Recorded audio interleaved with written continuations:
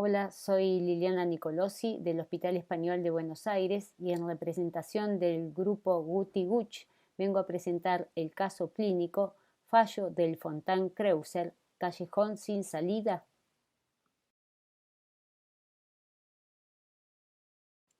El camino del tratamiento quirúrgico del paciente con ventrículo único es largo y complejo, requiere de un control cardiológico exhaustivo y competente para su buena resolución. Nuevos desafíos terapéuticos se presentan en los pacientes al llegar a la adultez.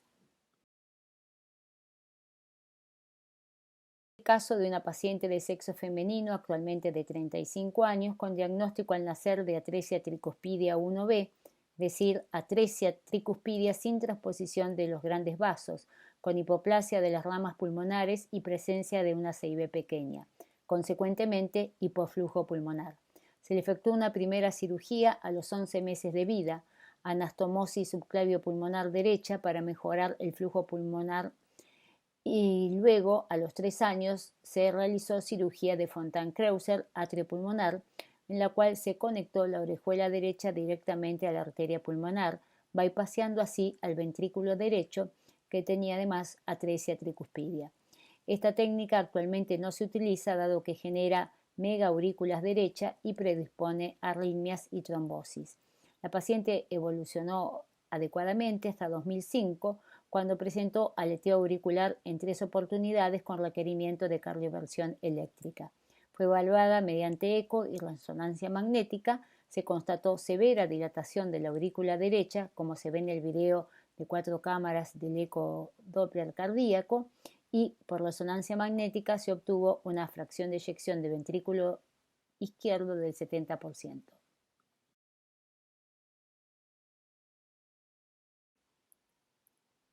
Posteriormente evoluciona con arritmia tórpida y caída de la clase funcional. Se le realiza una tercera cirugía de reconversión del atrio pulmonar.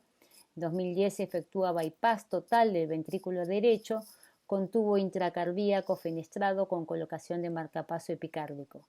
Al colocar este tubo se evitó la pérdida de la energía cinética de la sangre que proviene de la vena cava inferior, mejorando su llegada al pulmón. Este tubo está fenestrado hacia aurícula derecha, permitiendo la descarga de presión, si hubiera un aumento de la presión en el sistema pulmonar. Durante 2 años la paciente mejoró sintomáticamente. Posteriormente, en 2012, en un consumo de oxígeno se constató caída del mismo a 17.8 mililitros kilogramo por minuto, con un aumento de la ventilación pulmonar y producción de dióxido de carbono a 54. Saturación al 70%, se interpretó como un alto pasaje de flujo por la fenestra. Se decidió entonces su cierre con un dispositivo endovascular, como se ve en el video, logrando así una mejoría nuevamente de la clase funcional y la saturación de oxígeno.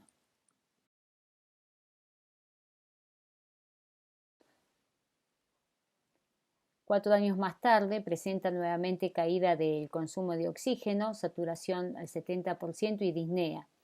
En 2017 se realiza nuevo cateterismo cardíaco para evaluar las presiones del sistema del bypass y descartar la presencia de colaterales aortopulmonares que también pueden dar insaturación.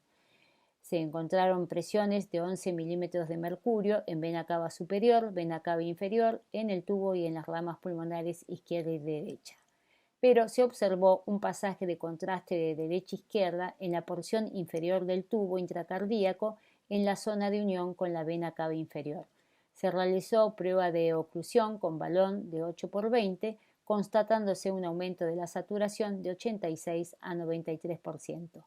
Para ubicarse, pueden ver en el gráfico la zona distal de la sutura del tubo a la vena cava inferior.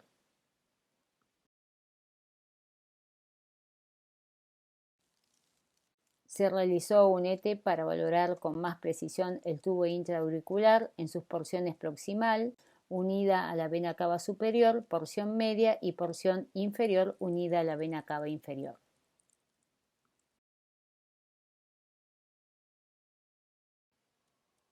Se puede observar en el video de la derecha la porción proximal del tubo sin alteraciones.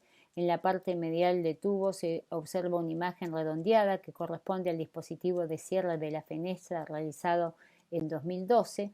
Finalmente, a la izquierda se observa en el extremo distal del tubo, en su unión con la vena cava inferior, 3 flujos de color rojo que salen del tubo y se meten a la aurícula derecha, actuando como una nueva fenestra que ocasiona la caída de la saturación de oxígeno.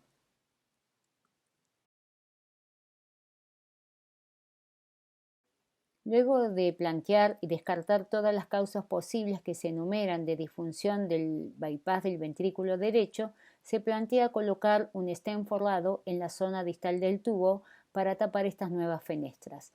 Debido a la gran insaturación y disnea de la paciente y estando a la espera de los materiales de hemodinamia, se decide iniciar tratamiento con ambrisentan 5 miligramos como tratamiento medicamentoso, apoyado en el trabajo sobre ambrisentan en Fontan, donde se observó que este medicamento mejoró la capacidad de ejercicio en este grupo de pacientes.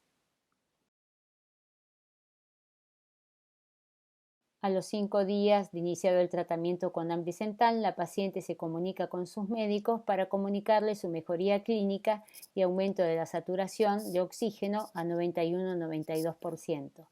Al mes se le efectúa una nueva prueba de consumo de oxígeno donde se observó un aumento del mismo a 22.9 mililitros kilo por minuto.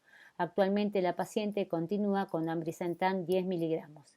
Debido a los resultados clínicos con esta droga, se desistió de realizar el cierre de la fenestra con stent forrado, interpretándose que éstas se generan por aumento de presión en el sistema y con la convicción de que lo más importante en estos casos es, en realidad, disminuir la presión pulmonar.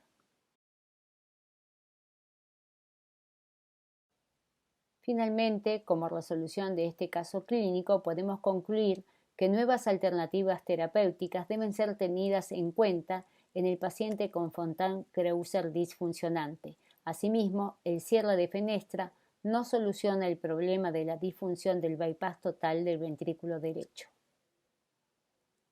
Muchas gracias.